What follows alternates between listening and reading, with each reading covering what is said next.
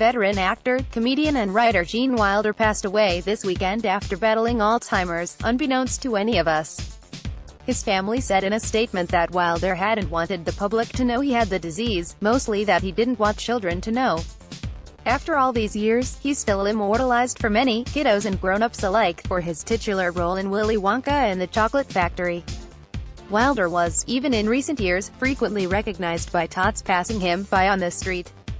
How could he not be, with his striking cornflower blue eyes that were a little wild, his electro-frizzy hair, his somewhat sad, worried face? Wilder hadn't wanted to frighten, or disappoint, the countless young children that would smile or call out to him, "There's Willy Wonka," which, to me anyway, seems exactly like the kind of thing I'd expect Gene Wilder to do. Just what he always did, what he made a life, a career out of doing, tucking away his own grief, his own world of sadness, so that he could focus on making people laugh. Perhaps the only time in Wilder's life where his grief bled through, where it permeated every aspect of his life and turned the spotlight away from comedy and onto the oftentimes devastating consequence of falling in love, was after the death of his third wife, beloved Saturday Night Live comedian Gilda Radner. Wilder met Radner on the set of a film aptly titled Hanky Panky. In her memoir entitled It's Always Something, she wrote that he was funny and athletic and handsome, and he smelled good. They married a few years later in the south of France, because Gene loved France.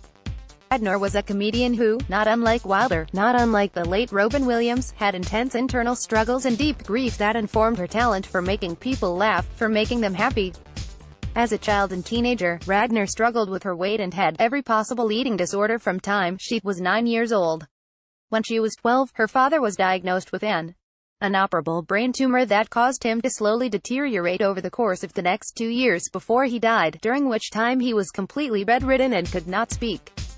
As she went off to college and eventually got her shot at stardom as a cast member on Saturday Night Live, the details of her eating disorder began to emerge via stories from castmates, and Lynn Redgrave, who was bulimic as well, admitted that the two of them had discussed their disordered eating while sitting next to one another on a plane, reportedly the first time Radner had ever owned up about her condition to anyone.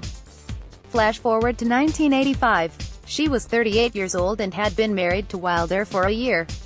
They wanted to have children, but she was struggling to conceive. In fact, she'd been struggling to conceive for at least a year before they were married, when she'd stopped using birth control entirely. She had a procedure to assess the function of her fallopian tubes, which showed that she was infertile, and may have been a harbinger of what was to come. In her memoir, she recalls the look on the nurse's face as they ran the test, thinking it odd that she looked so sullen. "What could be lovelier than Gilda Radner and Gene Wilder having a baby?" she wrote. "The hair alone would make people squeal with delight."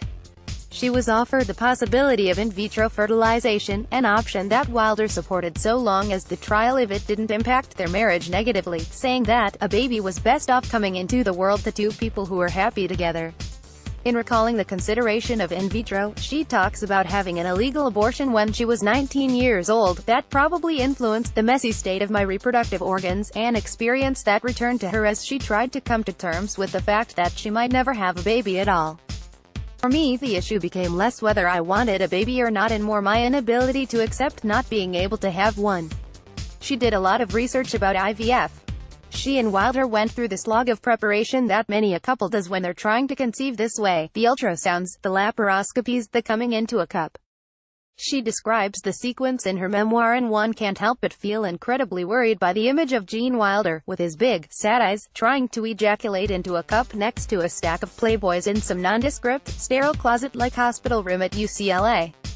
When they had completed the entire cycle of IVF, and no pregnancy resulted, it was Wilder who said, "Never again." So, she instead elected to have her tubes opened surgically, a fairly risky procedure in the mid-80s, when this type of microsurgical technology was still relatively new. Once her tubes were opened, she was tasked with figuring out when she was ovulating so that they could be sure to have sex in that window to optimize her likelihood of conceiving. She got those little at-home ovulation kits where you are the scientist, she wrote, but didn't tell Wilder. She recalled the fervor of one morning when she couldn't get the cap off the test vial. Desperate, she raced into the bedroom, poked the still fast asleep Wilder, and said, "Don't ask me any questions, just take the lid off this vial." He did, and he never asked her about it, having done so while still fast asleep. You could say a lot of things about Gene Wilder, but you can't say that he didn't love the devil out of Gilda Radner. My ovaries became the center of my universe, she wrote, and it's with an incredible sense of irony that we can think about this statement now. We know that, within 5 years from that image of exhaustedly buoyant Radner skating to that bedside with a little ovulation kit, she would be dead from ovarian cancer. As many nights as she lay awake with anxiety about not being able to have a baby, that she worried about her closed tubes, or the painful cycle of IVF, of whether or not her anxiety was driving her husband up the wall, she never would have suspected those little almond-sized organs, which she was trying to nurture into submission, would take her life. It was during the filming of the third, and final, film she did with Wilder, in England, that she began experiencing some troubling symptoms: extreme fatigue, bloating, leg weakness.